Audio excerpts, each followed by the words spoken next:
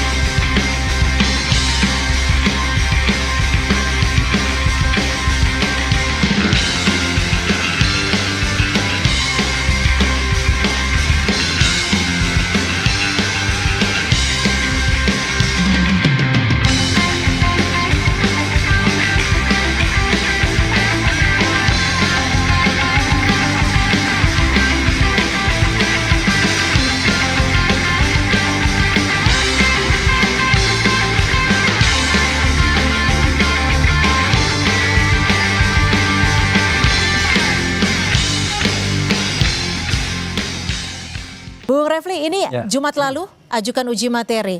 Apa yang digugat dan mengapa Anda melihat ini perlu? Jadi saya mau bilang bukan Roy CS ya, Roy CS, tapi TRR lah. Kenapa? Tifa, Roy, Rismond. Biar berbeda sedikit. Karena kalau Roy CS itu nanti dipikirnya yang lain.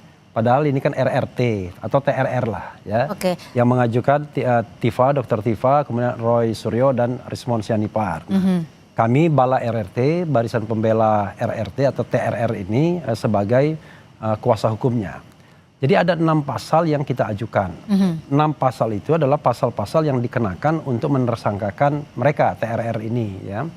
Dan kami melihat bahwa pasal tersebut dalam penersangkaan itu ya digunakan untuk menersangkakan itu potensial melanggar konstitusi. Karena begini, ada ketentuan konstitusional yang selama ini kita harus junjung tinggi, yaitu kebebasan menyatakan pendapat baik secara lisan maupun tulisan. Kemudian kebebasan untuk memperoleh, menyebarkan, mendapatkan informasi, mengolah ya, pasal 28F. Itu kadang-kadang cuma di atas kertas saja, on the paper. Padahal ketika kemudian praktik di lapangan, ketika ada orang misalnya melakukan uji terhadap ijazah publik misalnya, ijazah yang digunakan dalam jabatan publik, tiba-tiba dia dikriminalkan. Padahal kita ketahui bahwa ahli kami mengatakan, kalau kami mengatakan atau saya mengatakan 99,9% ijazah Jokowi itu palsu, itu tidak bisa dikategorikan sebagai penghinaan. Pertama itu adalah opinion, kedua opinion itu terhadap ranah publik, yaitu ijazah yang digunakan untuk melamar jabatan publik mulai dari wali kota, gubernur dan presiden. Nah, karena ini berulang terus pasal ujaran kebencian, pasal mengenai penghinaan, pasal mengenai pencemaran nama baik, fitnah dan lain sebagainya, maka kita minta uji ke Mahkamah Konstitusi tidak hanya untuk kepentingan TRR, Tifa, Roy, Rismond, tapi untuk kepentingan bangsa ini ke depan juga. Jadi kalau seandainya nanti ini dikabulkan, maka kita harapkan siapapun yang bekerja untuk kepentingan umum, public affairs atau public interest, tidak akan dikriminalkan hanya karena didomestifikasi atau diprivatisasi soal-soal yang berkenaan dengan urusan publik ini. Gitu. Gimana Bung Rifai, Pak Jokowi pasti sudah mendengar ada Dr. Tifa, Bung Roy dan juga Bung Rismond mengajukan gugatan materi ini. Responnya apa? Ya, pertama kami sih menghargai setiap warga negara bisa menggunakan haknya untuk melakukan judicial review ke Mahkamah Konstitusi, dan inilah salah satu ciri negara hukum ya, di mana warga negara bisa menggunakan segala haknya termasuk menguji sebuah pasal. Sekalipun kami berbeda pandangan, kenapa? Pertama, pasal-pasal ini sudah sering diuji dan selama ini tetap dipertahankan oleh MK. Terakhir putusan 105/2024 dinyatakan tetap dipertahankan, namun pengertian objek di sini tidak boleh pejabat negara, instansi, termasuk komunitas masyarakat. Tapi tetap perlindungan diri pribadi itu tetap dipertahankan oleh MK. Kedua, kita kan mengenal KUHP baru ya, baru muncul. Delik ini kembali dipertahankan. Lahir di pasal 434, 433, 434 ya. Akhirnya apa? Delik ini kembali diadopsi.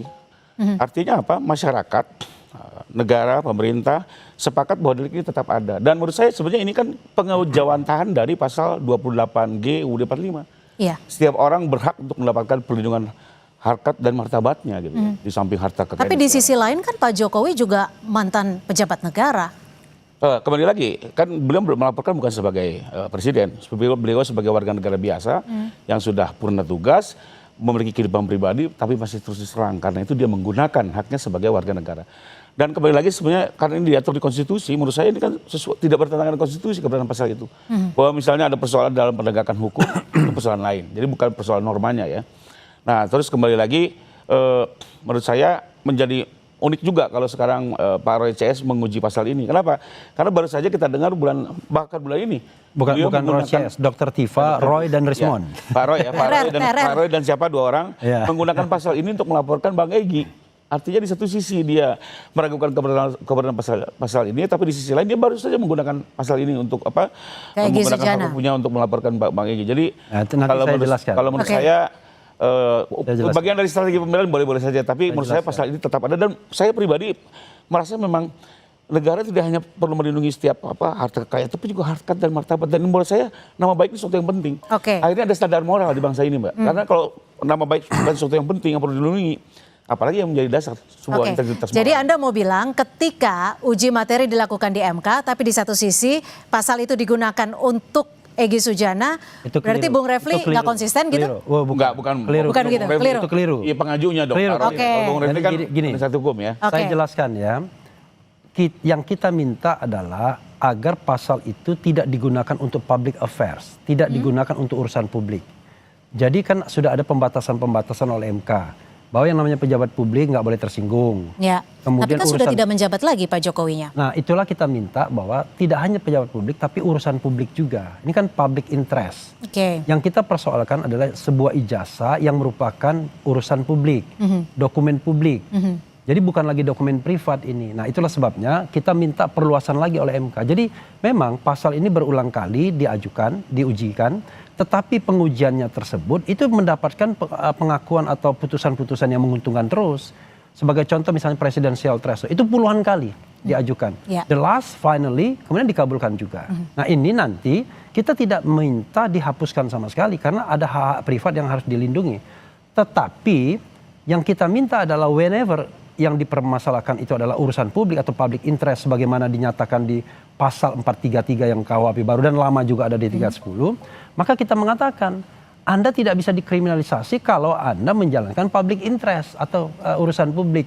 Adapun soal Egy Sujana dan Roy Suryo itu soal privat antara dua warga privat, urusan privat juga. Kalau soal ijazah urusan publik.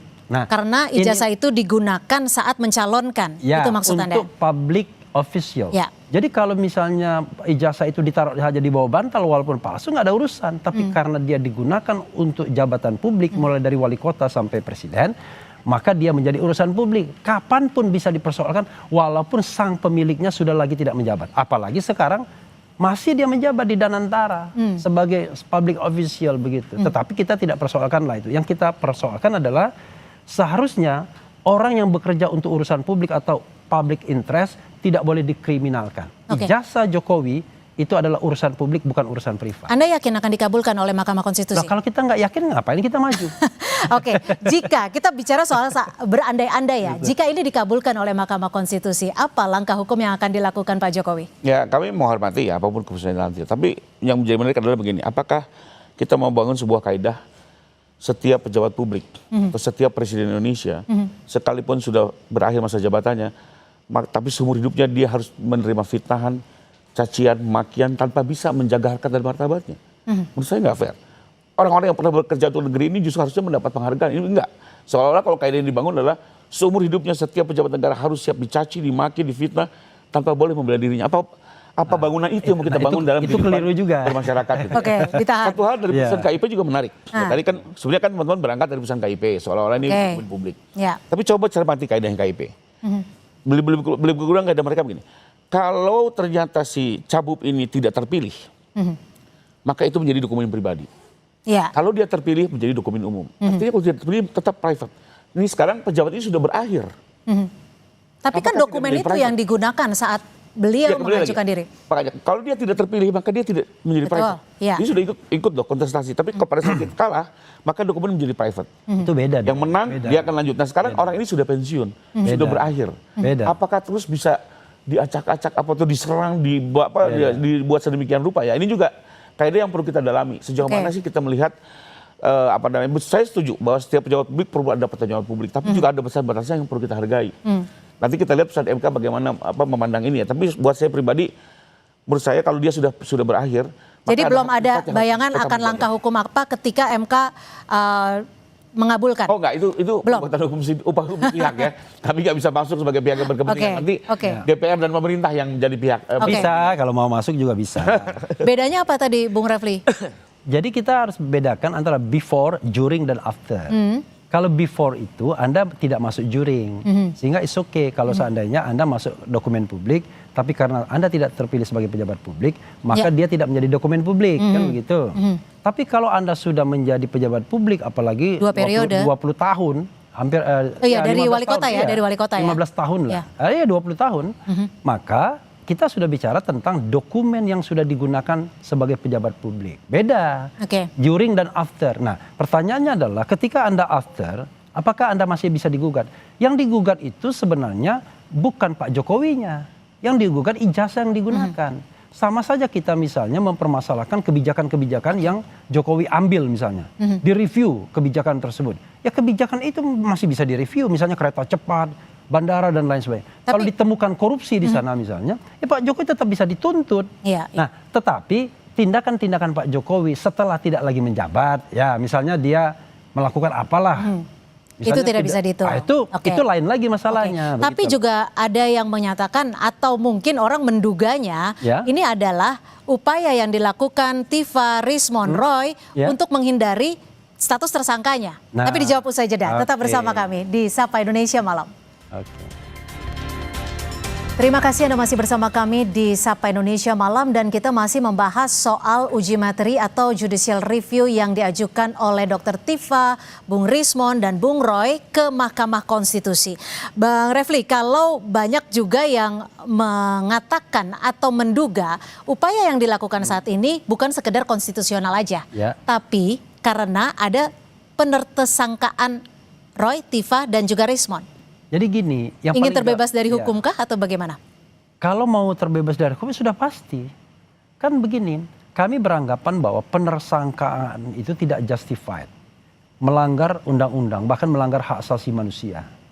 Saya mengatakan kasus ini jangankan ditingkatkan menjadi penyidikan dan kemudian penersangkaan. Diproses saja tidak layak. Karena from the beginning kita mengatakan ini masih dalam ranah konstitusi, demokrasi, hak asasi manusia, kebebasan menyampaikan pendapat baik secara lisan dan tulisan yang dilindungi oleh konstitusi. Karena itu saya sebagai lawyer tidak rela mereka ditersangkakan dengan pasal-pasal buatan seperti ini. Nah karena itu kita berusaha menggunakan segala cara, saluran untuk meminta perhatian. Tidak hanya penyidik tetapi seluruh rakyat Indonesia dan juga penguasa. Jangan lagi terulang yang seperti ini. Terlalu banyak korban-korban mereka ditersangkakan ketika mereka bicara untuk urusan publik. Seperti kata Rocky Gerung misalnya. Apa salahnya seorang warga negara bertanya kepada kepala negaranya. Kepala negara itu kan anak buahnya warga negara, rakyat. Bertanya, ijazah yang kau pakai itu asli atau tidak? Bahasanya begitu. Kan dia tidak lagi menjadi kepala negara. Tetapi jangan lupa pertanyaan ini sudah diajukan 3-4 tahun yang lalu. Ini kan buntut dari ini semua kan. Nah karena itulah kita tidak rela orang dikriminalkan. Kami menganggap ini kriminalisasi, ditersangkakan. Jadi bukan soal gagah-gagahan. Kalau untuk pembuktian ijazah itu asli atau tidak, ada CLS citizen lawsuit di Solo sana. Apakah berani Pak Jokowi masuk ke arena sana untuk pembuktian ijazah? Karena sudah dalam proses pembuktian di sana. Kalau di sini tidak, ini adalah kriminalisasi pemidanaan. Yang dicari adalah pasal-pasal tentang pencemaran nama baik, pasal fitnah, pasal ujaran kebencian, pasal ngedit dokumen dan lain sebagainya. Sehingga yang terjadi adalah nanti akan dibelokkan bukan pembuktian ijazah itu asli atau tidak karena memang bukan forumnya, tetapi hakim dan jaksa sibuk mencari-cari kesalahan dari TRR ini, Tifa, Roy dan Rismond. Karena itu menurut saya kita minta perhatian semua komponen, makanya kita tidak hanya ke MK, tapi juga ke Komnas HAM, ke Komisi 3 DPR. Karena kalau kita hanya mengandalkan polisi atau penyidik yang diduga masih sangat kuat kaitannya dengan kekuatan Solo, maka orang mengatakannya parcok geng Solo dan lain sebagainya, maka akan berat bagi kita kemudian untuk melihat adanya fairness, adanya equal treatment dalam proses penegakan hukum kasus ini. Udah ada jawaban kan, dari Komisi 3, ada respon tidak? Ada respon dari ketuanya, masih mengatakan akan berkoordinasi dengan pimpinan lainnya, tapi saya WA lagi, Habibur Rahman belum menjawab lagi. Jadi melalui televisi ini, kami minta DPR juga mengambil peran, perhatian terhadap kasus seperti ini. Jangan dibiarkan ada kasus-kasus yang punya dugaan pelanggaran HAM, ya, ada abuse of power, tetapi kemudian dibiarkan begitu saja sebagaimana KM 50 dulu. Karena itu, kita buka ke ranah politik, ranah publik mengenai kasus ini. Nanti orang bila katakan, loh ini kan kasus hukum. Orang tahu ini not only ini hukum saja, tetapi ini juga kental politiknya.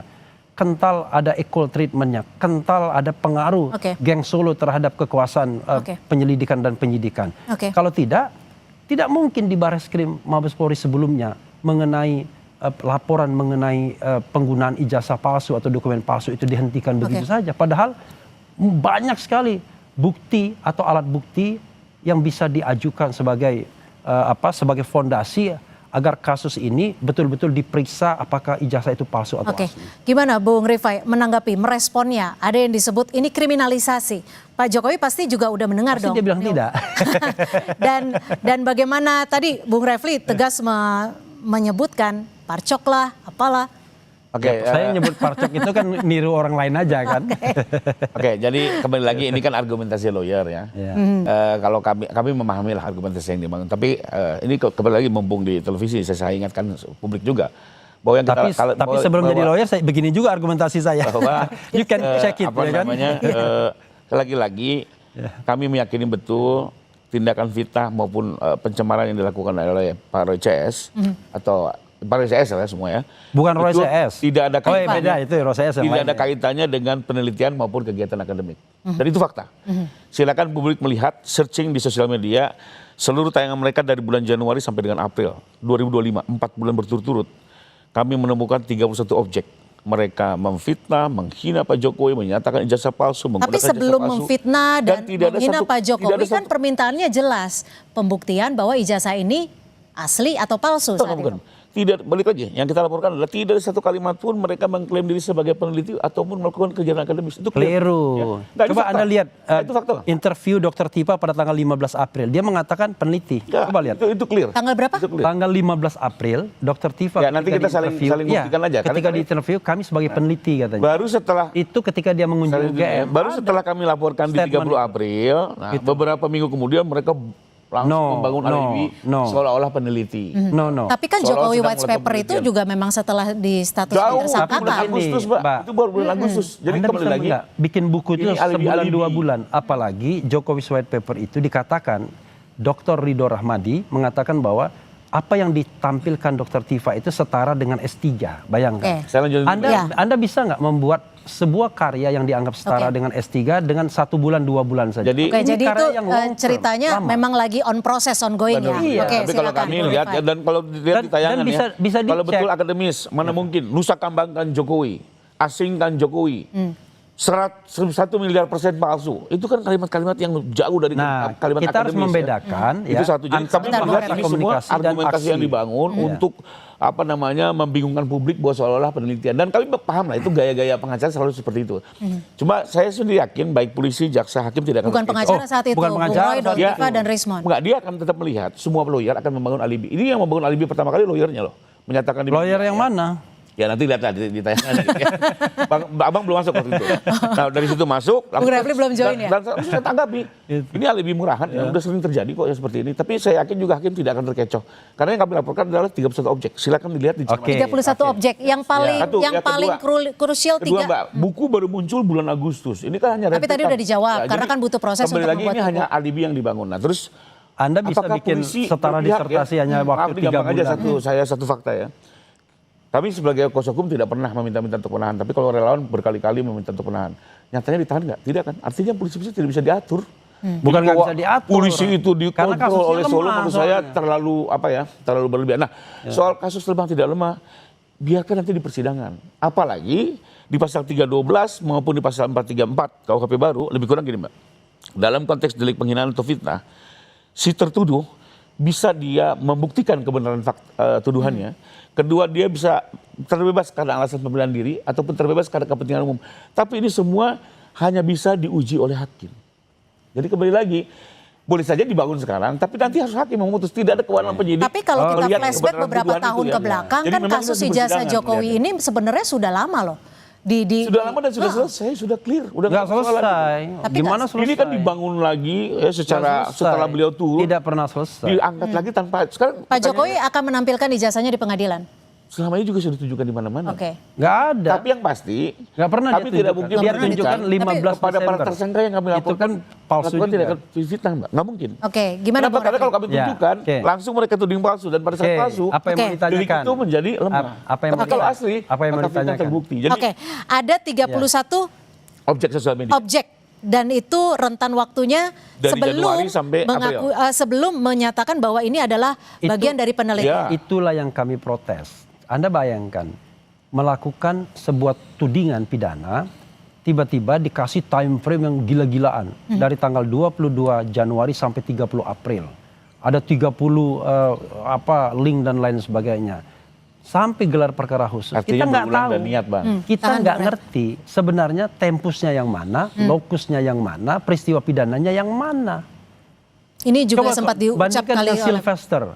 Kan ketahuan tuh ucapannya di depan Mabes Polri, kalimatnya seperti ini, sampai gelar perkara khusus kita nggak tahu. Nah, karena itulah lalu kemudian tiba-tiba main clustering saja, dan tidak ada penyertaannya. Apakah sama perlakuan mereka misalnya? Kan lucu sebenarnya. Tetapi kita memahami ini sebagai sebuah kriminalisasi, karena kita paling jelas itu adalah penggunaan pasal 32 dan 35. Nah, pasal 35 itu pasal yang paling lucu. Kenapa saya katakan paling lucu? Pasal itu ancaman hukumnya 12 tahun penjara. Nakuti kan? Tapi apa yang terjadi? Pasal itu adalah intinya ya mengedit dokumen yang tidak asli atau dokumen yang tidak otentik menjadi seolah-olah otentik. Kan maaf kata, kan bodoh sekali penyidik kemudian mengenakan pasal itu kepada TRR, Tiva Roy Rismond. Kan aneh. Karena yang mereka katakan dokumen Jokowi itu 99,9% palsu. Tidak asli, tidak otentik. Loh, kok tiba-tiba dibalik menjadi otentik? Kalau begitu berarti TRR alatnya Jokowi untuk melakukan legalisasi atau otentifikasi terhadap dokumen yang tidak asli. Nah, dari situ saja kalau kita pakai common sense, seharusnya nggak bisa digunakan pasal 35, termasuk pasal 32. Baik. Merusak dokumen privat, dokumen mana yang dirusak? Orang dokumennya katanya masih di Polda Metro Jaya dan ditunjukkan 15. Waktu kita Desember. sudah habis, saya ingin minta singkat saja pertanyaan Bung Rifai. Apa yang akan dilakukan Pak Jokowi melihat ataupun merespon dari uji materi yang dilakukan Tiva, Roy dan Rismond? Ya, kami tidak akan menanggapi ya. Itu silakan hak warga negara. Sekalipun kami meyakini sebenarnya untuk pengujian pasal ini cukup kokoh ya, berkali-kali diuji ya. Bahwa mau dibawa ke ruang publik kemarin sudah ada di putusan 105 sudah muncul gitu ya. Bahwa ini memang mungkin dikaitkan dengan perkara, saya menduga seperti itu ya. Karena memang untuk mengajukan JR pun harus ada kepentingan. Dan kepentingannya karena ada perkara. Jadi buat saya itu oke-oke aja. Sekalipun untuk menjadi yang uji materi ini tidak akan merespon apapun ya? Kalau yakin tidak bersalah, itu kan bicaranya pembuktian fakta. Nggak perlu nguji normanya. Justru pada saat kembali menguji norma, apakah Pak Roy dan kawan-kawan mulai ragu tentang kebenaran fakta. Apalagi terakhir-terakhir ini pengacara mereka yang tidak lagi paham tentang praktek hukum mereka Indonesia. tidak lagi mulai membahas soal Indonesia tuh lurus-lurus soal saja. ijazah nih. Hakim, Mulai hilang jaksa soal dan isu itu penyidik ya. itu Kalau orang yang lari ke lurus. arena-arena lain. Oke, Nah, waktu itu aja. Ini kita kan sayangnya masalahnya ada terbatas. unequality before Nanti kita the law, akan bahas ya kan? kembali Ada soal unequal ini dan kita treatment. juga nanti masih panjang sepertinya karena berkasnya juga sudah masuk kejaksaan tapi belum ada jawaban lagi ya. Loh, sudah P19 dari kejaksaan dibalikin lagi ke Iya, penyidik P19. karena dianggap tidak lengkap. Oke, P19 baik. ya. Masih udah akan dibalikin berlanjut semuanya. artinya. Terima kasih Bung Rifai, Bung Refli, terima Oke. kasih sudah berbagi perspektif di Sapa Indonesia Malam. Terima kasih, selamat malam. Dan saudara, informasi lainnya di Sapa Indonesia Malam.